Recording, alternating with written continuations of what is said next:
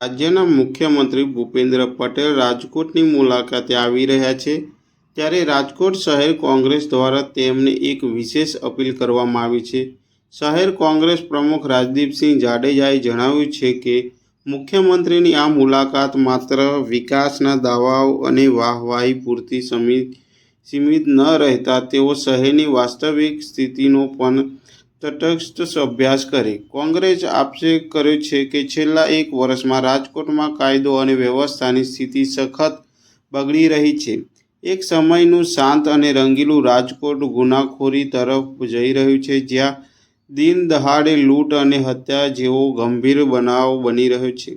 નાગરિકોમાં અસુરક્ષિતની ભાવના વધી રહી છે, તેથી સરકારના વિકાસના દાવાઓ ખોખલા સાબિત થઈ રહ્યા છે. કોંગ્રેસ માંગ કરી રહી છે કે મુખ્યમંત્રી માત્ર સરકારી કાર્યક્રમો પૂરતા સીમિત ન રહેતા શહેરમાં કાયદો અને વ્યવસ્થાના પુનઃસ્થાપિત કરવા તાત્કાલિક કડક પગલાં ભરે અને નાગરિકોને ભયમુક્ત વાતાવરણ પૂરું પાડે.